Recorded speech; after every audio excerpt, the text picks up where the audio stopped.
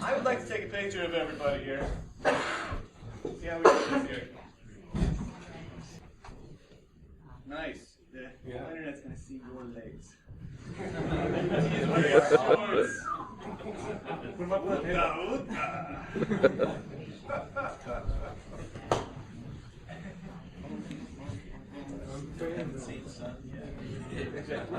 and Twitter. There's Twitter on that camera. The future is now. Right? Does that camera run Linux? Absolutely, it does. All of these people think Windows So quote me on that. awesome in caps. All right, now everyone, this is Windows is awesome. And before we begin, I would like credit officially for my choice of font. This is a very important thing for me, and this means a lot to me. Windows is awesome, all in caps, Comic Sans. Let's move on.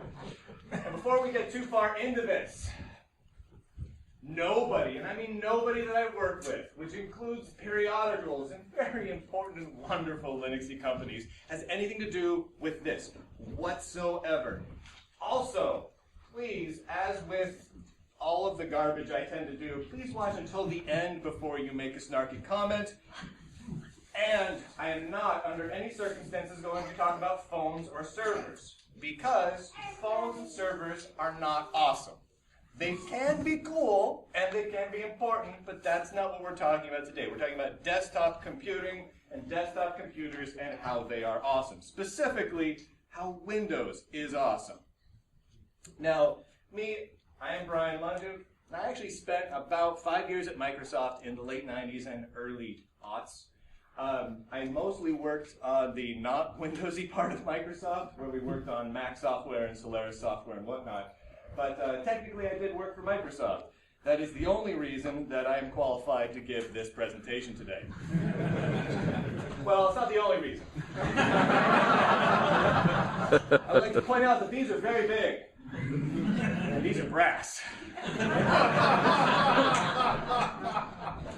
I would also like to give a little kudos to the people at Linux Fest Northwest. This is a Linux conference, and they did decide to put a session called Windows is Awesome, all in caps, on the conference schedule. That's pretty cool. Round of applause for Linux Fest.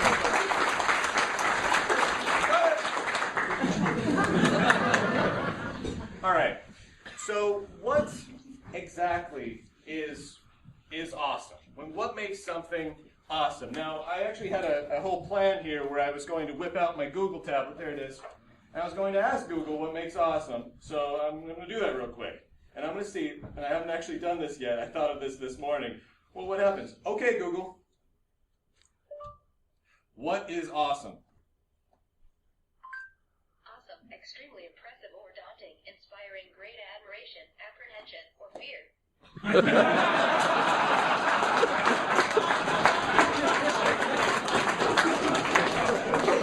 With that settled.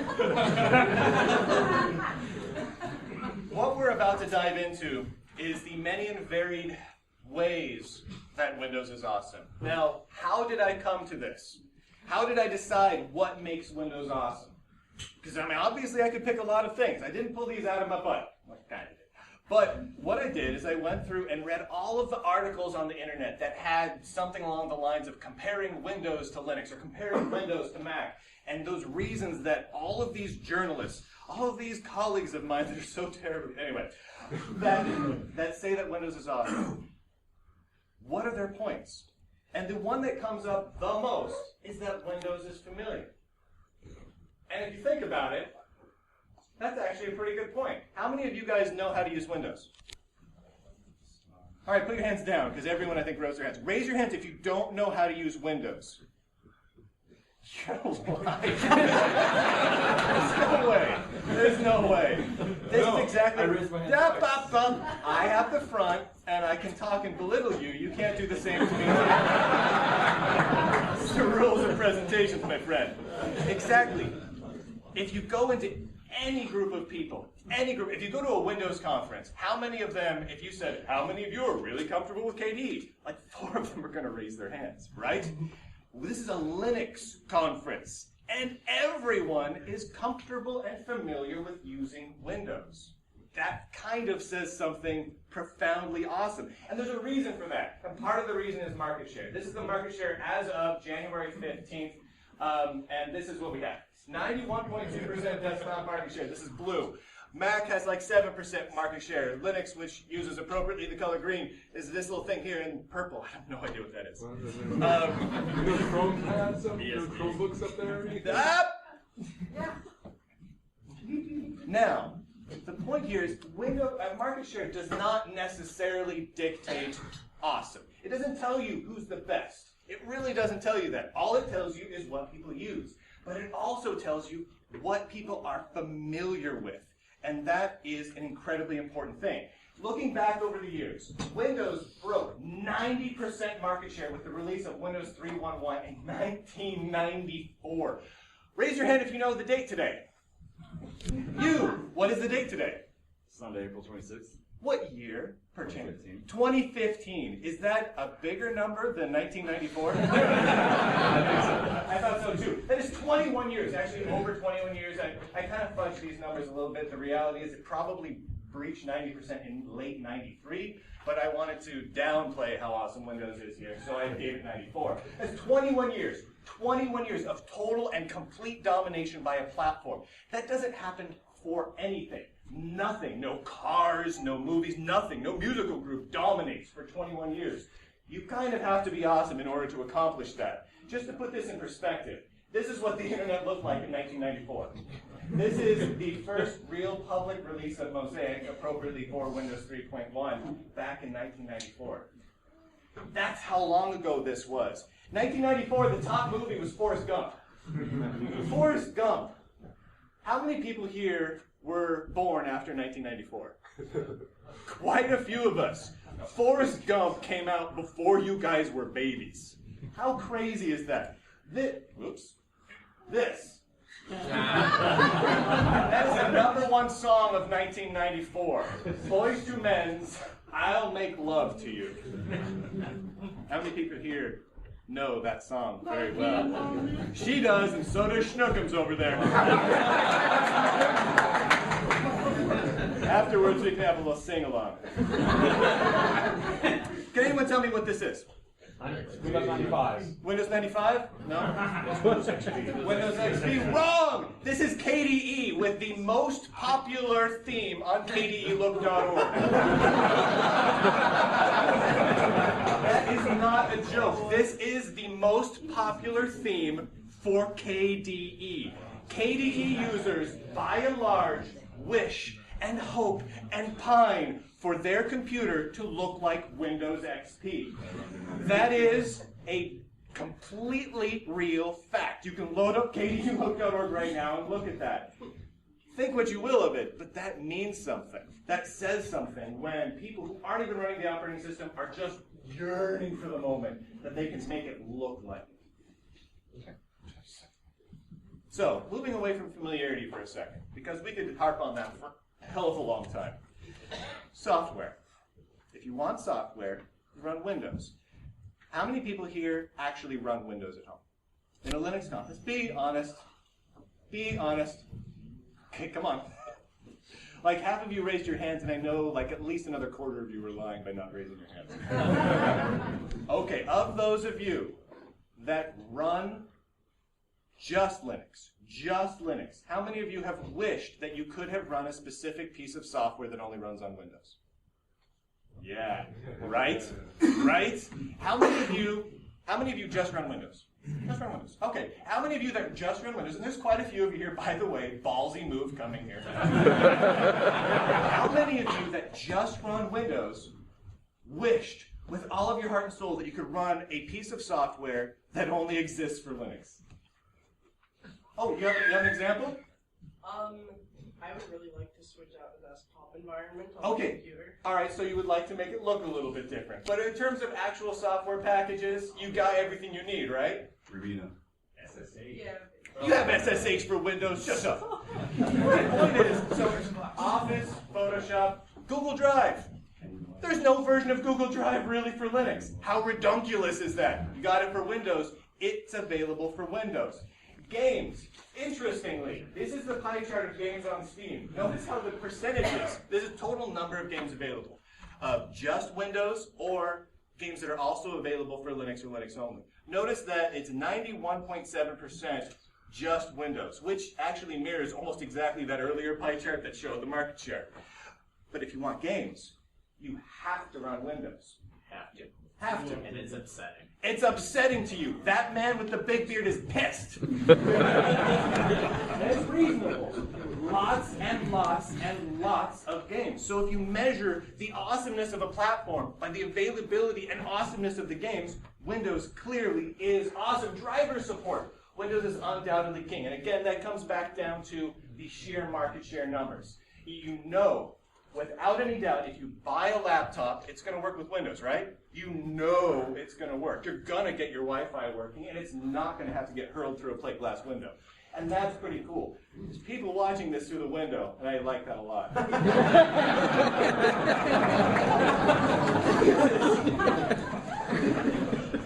So end of story on this one.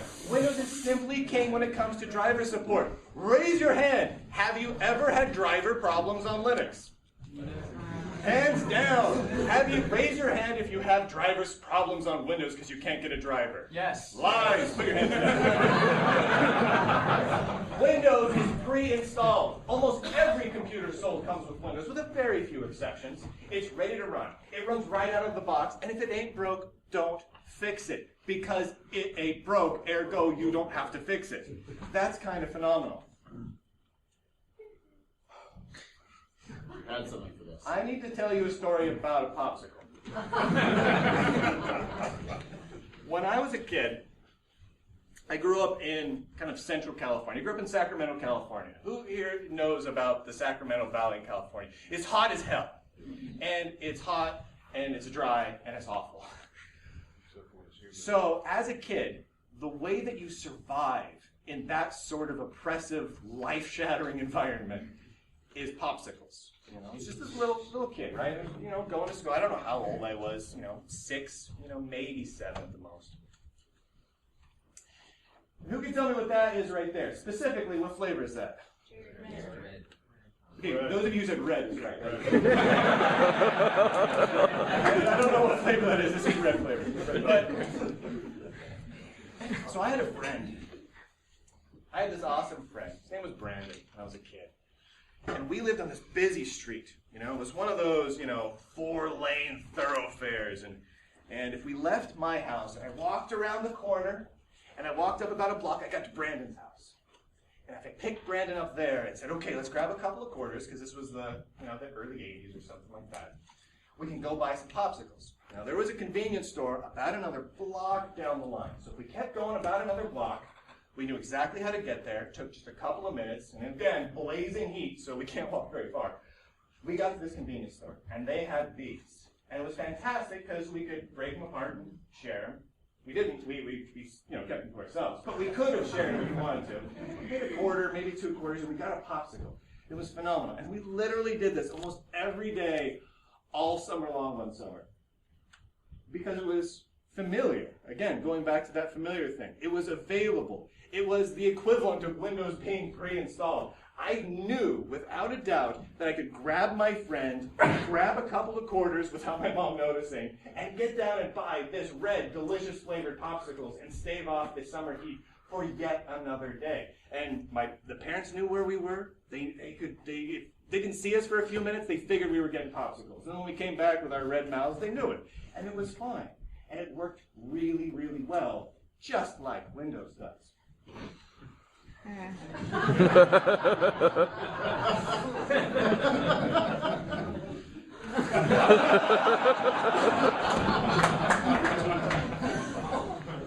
This is what Windows 10 was looking like a couple of weeks back.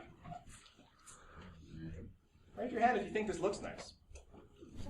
Okay, thoughts of Microsoft aside, thoughts of Windows aside. Raise your hand if this looks nice. If if Canonical came out with this, would you be like, damn, nice? I mean, a few things I could complain about, sure, but look how pretty this is. I mean, just the wallpaper alone is kind of badass. It's an awesome looking system. It's nice looking. It really is. It's pleasant to the eyes. There's clean lines. It's a good looking system. But more importantly, they clearly took at least some risks. And some risks are important for being awesome. And the people at Microsoft did that in Windows 10. Now we could make fun of, say, Windows ME or something like that, but that's not what we're talking about. We're talking about current Windows. And current Windows and future Windows actually looks pretty damned awesome. And there's a reason for that. Too many cooks. Too many cooks. I mean, who's heard this phrase before? It's true, right? Everyone in their family has an aunt or grandma or someone who has a recipe. Some recipe that's like the family recipe, right? Sometimes it's soup, sometimes it's like a beef brisket or a pie, but it's a recipe. And there's one person who is dedicated to making that recipe, right? Like there's a family event, there's some aunt that brings a pot of something to that event. And she brings it to every event, and it's the best pot of something ever. And it's the thing she makes. Solo. She makes it by herself. What if we approached it from a different point of view? What if before the potluck, your aunt invited over everyone in the neighborhood? The family from Australia down the street, who like whatever sort of food Australians eat. I don't know actually the examples for that, but I'm assuming it's weird. Kangaroo. Kangaroo. They eat kangaroo. She's trying to make chicken noodle soup. Now something's going to go awry here, because everyone, the kitchen's filled. It's filled with 12 different opinionated 47-year-old women. And they're all trying to make a soup. How is that soup going to come out? Is it going to be delicious, or are you going to avoid it like the plague? Of course you're going to avoid it. It's going to be mega gross, because you have no idea what all 12 of those people are going to be putting into it. When I was in college, and don't get too excited, I dropped out pretty quick. I took this class. It was called Interpersonal Communications. Right? It was the stupidest class I've ever taken. Now, they wanted us to learn to communicate with people. So they paired us off into these little groups of 5. And we all had our own little groups of 5. And every group had to do a presentation on a topic. And it wasn't so important what the presentation was. It was that we worked together as a team and all that good stuff. My team did real bad. Now, I'd like to blame it on my team members, because they were a bunch of dillholes. I got a very bad grade in this class. Other teams got a decent grade, but the reality is their presentation sucked almost as bad as ours did, but they followed the syllabus better. Everyone seemed to have a hard time coming together as a group to build a cohesive vision and present a single idea forward. I'm up here in front of this group of people right now, and there's just one of me. There's not me and this guy. Not me and this guy at all. Definitely not all of us. What if all of us was up here and that guy sitting on the floor was our only audience member? Yeah. This would be the stupidest presentation ever, and no one would want to see it, because we would just suck at giving it. We wouldn't know what we were doing. We wouldn't know what the idea was. We wouldn't know when to talk, because everyone else would be rambling. Sometimes too many cooks simply spoil the broth. Microsoft, I don't know if you guys noticed, is a single company. They are driven by a single vision. Therefore, they have really one cook, and if anyone else disagrees, they go away. Hold on a second. There we go. Thank God. So out. everything I just said is the most ridiculous thing ever. I would like to take a couple of minutes in a very non-Comic Sans world, which, by the way, who knows what this font is? This right here. That is the Ubuntu font. Now, I'm not an Ubuntu-loving guy, but that is a damn good font.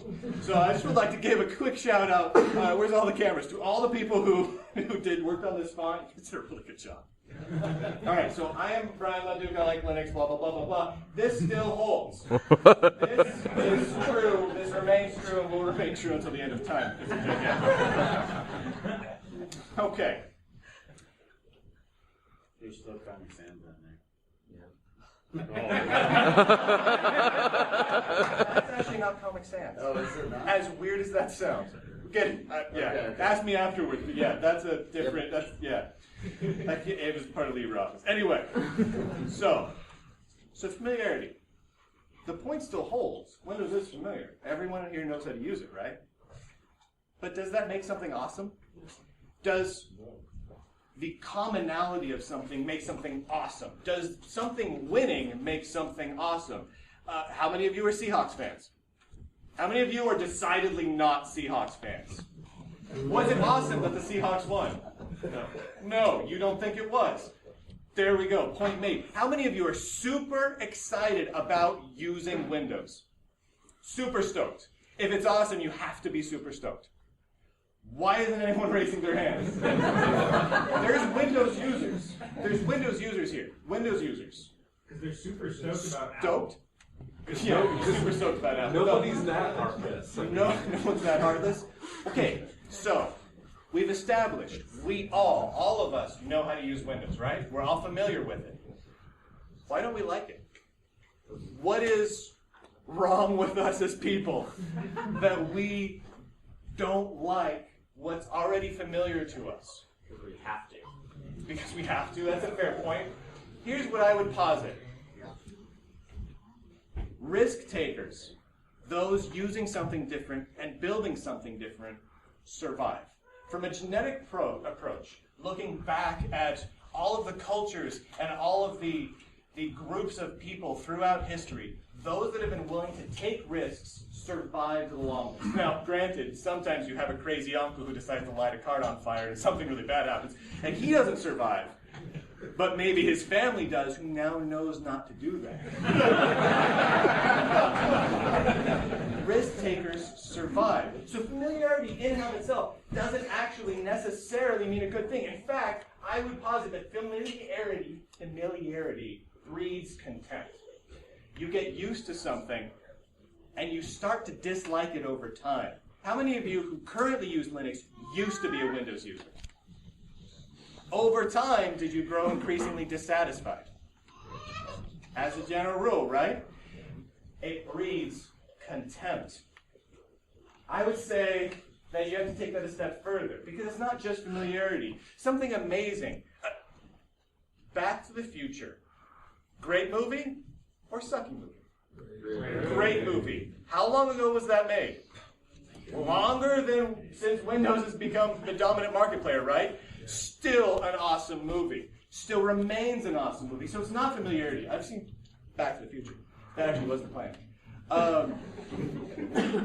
I can't count how many times I've seen Back to the Future. All three of them. I don't know why I watch them over and over again. I know all the friggin' words, and every single time I think Marty McFly is adorable. And it's great. It's great, and it doesn't make me have contempt for it. But suckiness does. And I would posit to say that that's really the problem that we run up against on the Windows side of things. Now again, this stands. It's been dominant for over 21 years now. What if things were still the same? What if things stayed the same since 1994? This would be how we browse the web. This would be it. Sure, we have animated GIFs, but that's really about it. This would be the only movie that we watch when we go to the movie theater. And as great as this particular scene from Forrest Gump is, it's just not going to make me happy. And this would be the only song you hear on the radio every day when you drive into work. I swear to God, I would have so much road rage. At least it's not Justin Bieber. At least it's not Justin Bieber? Dude, who said that? Who said that? Were you alive when Boys to Men, I'll Make Love to You came out? So much worse. I'll look it up on YouTube later. I'm done with what you said. So okay, let's talk about software for a second. Let's move away from familiarity, because honestly, honestly, we could debate about that for a while. But software. Windows still has all the software, right? Or does it? What is this? Raise your hand if you know. Lady in the back. Office on Android. Damn straight this is Office on Android. Now, this is not a pro Linux session. This is not what this is about. This is about Windows. The point of making Windows important because it has the applications you need simply doesn't exist anymore. Now, applications may be available on Android, they may be available on Mac, some of them are available on Linux desktop, sure. But the key is here, this is a full version of Microsoft Word running on non-Windows platforms, which means that you simply can't say, well, I need Windows because of X, Y, and Z anymore. If the company that makes Windows is building their flagship software for as many other platforms as they can scramble to create at this point. That makes a really clear and compelling case that Windows has simply lost its edge. Who knows what this is? Same basic idea. Pretty good one. This is friggin' Photoshop. Friggin' Photoshop on Linux. I mean, it's Android, but under the thing it's on Linux, which means it's Photoshopped on Windows. It's not even that it's Photoshopped on a Mac. It's Photoshopped on a platform that's not Windows or Mac, that Photoshop hasn't traditionally existed on. We've gotten to this point now where the underdog operating systems are getting the same applications in many cases, especially in the big cases, that the quote-unquote big dog operating systems are, which takes away the competitive advantage for Windows. It takes away the case that Windows is awesome because I need Photoshop or I need Microsoft Office. And games. Same basic idea with a little twist. Windows has more games. This is clear. This hasn't changed. I mean, it's changed a little in that, Macs have more games and Linux has more games, and there's more portable platforms that have an increasing number of games, and that's great. But market share, again, doesn't make something awesome. Simply having a huge number of games doesn't make something awesome. Being awesome makes something awesome. Case in point. What is this car? It's a Toyota. Specifically, it's a 1994 Toyota Corolla. Which looks a hell of a lot like 90% of all other cars on the road. This Toyota Corolla, which I'm pretty sure that might be one, and that might be one, is reliable, right? Who of you has owned a Toyota Corolla? Did it run pretty well? Yeah, pretty well, right? Fairly inexpensive, runs pretty well. It's a decent vehicle. It's okay. Would anyone who's owned a Toyota Corolla qualify that as awesome? This is one of the highest selling cars of all time. It's definitely the highest selling car in that year in the United States of America. Does not make it awesome. What's that? It's a fucking Tesla. Which one's awesome? Tesla. Is there anyone who thinks differently? One person. Of course not. Everyone agrees that Tesla is purely awesome. And is there a big market share for Tesla? No. No, there's not. I mean, they can barely keep up with demand because they can barely make them half the time. But it's awesome. It's incredibly awesome. It is astoundingly awesome. And that's a Toyota Corolla. So, the point is, awesomeness is awesomeness. Not market share, not familiarity, not availability. It's being awesome. What's that icon? Steam. Particularly the Steam OS version. Is that awesome? Yeah. That's kind of awesome, right? I like purple. Valve is coming along and shaking up the industry by providing a platform, an open platform to get people to build, different companies to build their own consoles.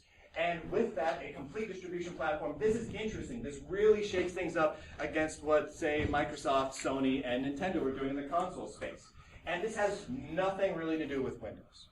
Valve is staking their future on a non-Windows platform to do something truly awesome. Same goes here. This is an NVIDIA Shield tablet. NVIDIA's got, consoles and everything else coming out right now. And specifically what I'm picturing here is grid. Basically, the ability to play games that would normally run on Windows, streamed Netflix style. They're high resolution, they're HD games, and they play great. And that's kind of amazing. Who wants to have Netflix to play video games? Yeah, if it works, it's awesome, right? That actually works. Now, this is not a pimp for NVIDIA, because you know what? Other people could come along and do something like this too. But that's awesome. And that has nothing to do with Windows. I mean, on the back end, there may be something servery to do with Windows. But for as far as we're concerned, the device, it's not running Windows. But it's awesome.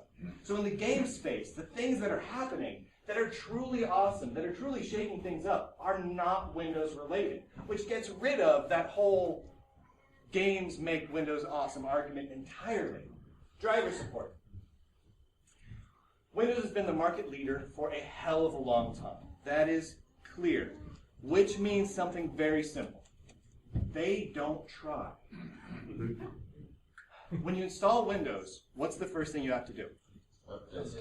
Update, and before that even, install your Ethernet and Wi-Fi drivers. Put in a key code. Put in a key code. That's right. Yeah. When you install Linux, sometimes your Wi-Fi doesn't work. Most of the time nowadays, it does, right? I mean, most of the time it does. How do you get your Wi-Fi working? Let's say on Linux. Google it. Okay. That's a pretty good answer. But usually it works, right? Right out of the box, it works. You don't actually have to do anything. It's built in. The same goes true. Again, this isn't about Linux. On a Mac, when you get your new Mac and you install a new version of OS X, does your Wi-Fi work? No.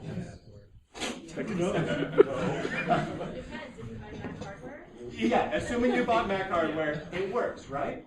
On Windows, that isn't the case, which means a few things. One, the user experience is crappy. That degrades its awesomeness right there. But more importantly, it means because of their market share position, they simply aren't trying as hard.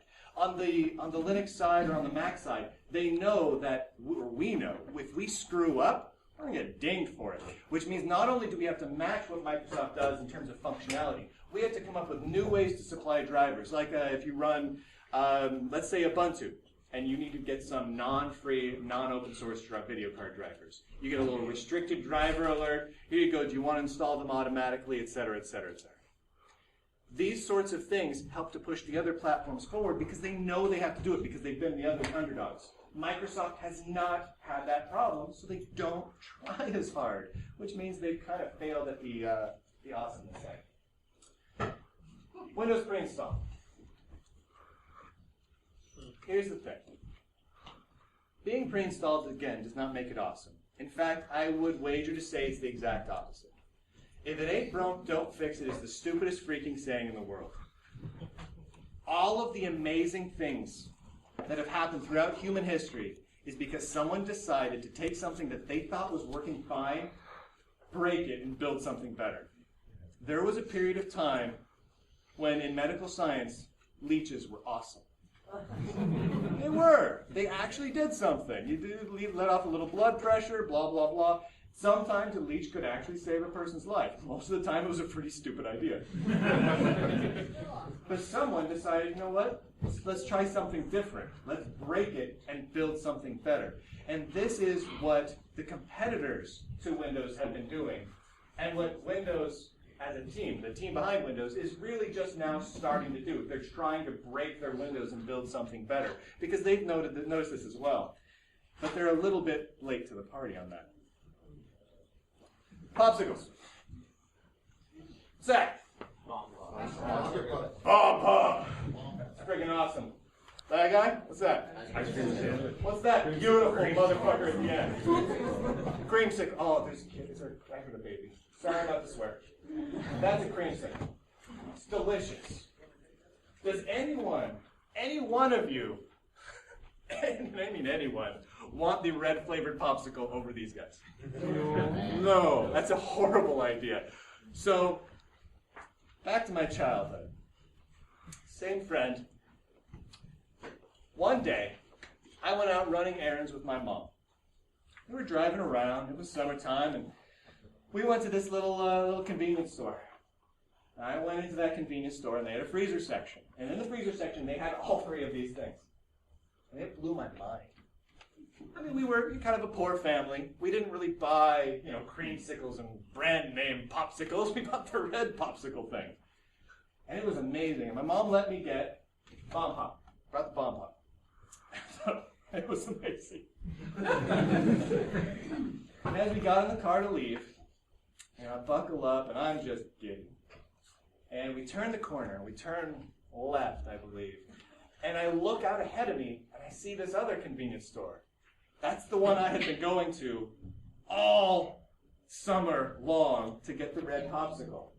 This bump up didn't actually cost any more than the stupid red popsicle we had been getting. And it turns out that the place where we fetched that bump up was a block and a half further down the line. And we could have been going there the entire time. So the next day, I walked over to my friend Brandon's house. And I said, Brandon, come with me. And so we start going, and he knows we're going for popsicles. And we keep going. And I just got this, poop-eating grin on my face. We keep walking, and I'm like, no, keep going. And he starts getting nervous. We'd never walked around that corner before. We were no kids. It was scary at that point for him. I knew. Truth be told, I was a little nervous because I didn't tell my mom I was walking that far. But Brandon, he's like, we didn't tell our moms we were going here. What if something happens? We're gonna get kidnapped. Because that happens all the time when you get ice cream. And so we kept going. I convinced him to keep on. He was so nervous. We get in there. He was still doubting me. He thought I was just stupid. He's like, no, come on. We'll just go to the other place. Then we walked to the back, because the freezer section was in the back. And we stopped. I pivot my tiny little friend with the fro. And he sees these. He had the same reaction I did. He freaked the hell out. You're a kid. This is a cool thing when you're a kid, right? But it took a leap of faith for him to make a change to do something awesome. He had to go way outside of his comfort zone. He had to break something that was working completely fine. Red popsicles made us stay alive. But then we had a bomb pop. Now, granted, that is still the same flavor. This is just red. But this is light flavor, and that's blue flavor. It tastes like freedom. It tastes like freedom.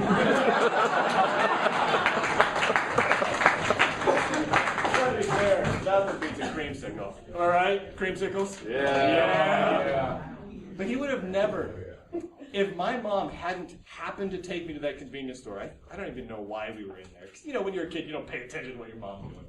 But we were in there. If we hadn't happened into there, who knows how old I would have been before I would have discovered bomb pops. And then who knows what would have happened to my poor little friend. He could have died. Sometimes, even if something works, you have to break it and do something awesome. Like this. This looks pretty awesome, actually. Really. If we had one of our cool KDE or Gnome or someone, hell, look at the slide where KDE is like, yeah. But this looks cool. Hope it has that date where it doesn't come on there. But it's one thing. It's one look. It's one look and feel. It's one environment. Do you want to stay using this and looking at this every single day? Or do you want to be able to make change? Fickle. This is one of the most amazing paintings of all time. This is American Gothic by Grant Ward. Look at those guys. Look at the details. You get right up in there. You guys can't see because I'm in front of it, but look at that. Looks amazing. I don't know what she's looking at over there, but it's an amazing painting, right? Everyone's seen this painting before. If this painting is in a museum, it's a centerpiece. It's one that they draw people in with. Keep looking at it. Don't stop looking at American Gothic by Grant Ward. Notice her brooch. Notice her collar. Notice his pitchfork. Notice her whatever expression that would creep you out if you lived with her. Let's keep looking at it for a minute. Keep looking at American Gothic by Grant Ward. Under no circumstances look at any picture other than American Gothic by Grant Ward. Is everyone doing that right now? No one's got their phones up and looking at different pictures right now, are you? Wouldn't think of it. I like how intently this guy's looking. He's really checking out American Gothic by Grant Ward. Keep looking at it! It's really loud. What if, hypothetical, every painting in the world, let's say 91% of all paintings in the world, were American Gothic by Grant Ward? Instead of mermaids or whatever pictures you have in the bathroom, what if it's American Gothic by Grant Ward? You get out of the shower, you open it up, you're naked, glistening. You walk over there, and she's looking at you. She's judging you. You go around to the kitchen. You're making a souffle. American Gothic by Grant Ward. The living room, over the fireplace, is American Gothic by Grant Ward. You go to a museum. It's row after row of judging women and very, very sad men. Speaking of which, that's his daughter. Did anyone know that? I gave this presentation down at the Southern California Linux Expo. I did not realize that was his daughter. Someone from the back raised his hand and said it was his daughter because I made some joke or another about him being married to a very unhappy woman. I just think that's weird.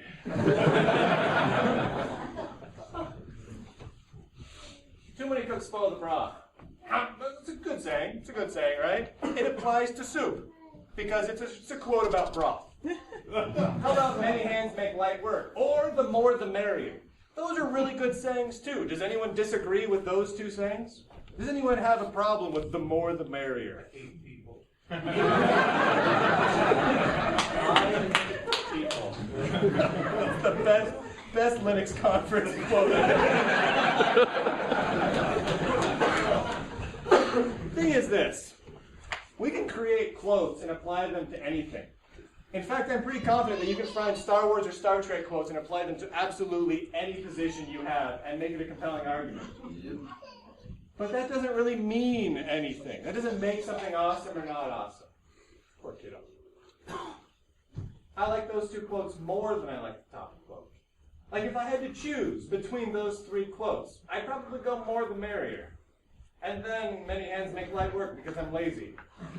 But then spoil the broth because I prefer sandwiches to soup. Now, there is not an official end to this. Because the reality is there are always going to be people out there that make a profound statement that something is better than something else, or something is more awesome than something else. But the reality is, at this point in human history, Windows has absolutely lost that place. There may have been a point where it was awesome. There may have been that point. That is not this point anymore. And it doesn't matter that we think Linux may be more awesome, and it does not matter if we think Mac may be more awesome. It simply matters that Windows is not awesome. And that is where I'm going to leave you today. These are the ways that you can yell at me. I did not put any of my Twitter and whatnot up here because I was lazy, but I decided to write a paragraph about it instead. But feel free to yell at me. If you are watching this on YouTube, and you see people yelling at me on YouTube, looking at the cameras that are variously being held around here right now, and you feel that they did not watch all of it, please berate them as harshly as you can. It is very, very, very important that you do that. Thank you, everybody. Enjoy the last few hours of Linux Fest, and I will see you next year. Thank you.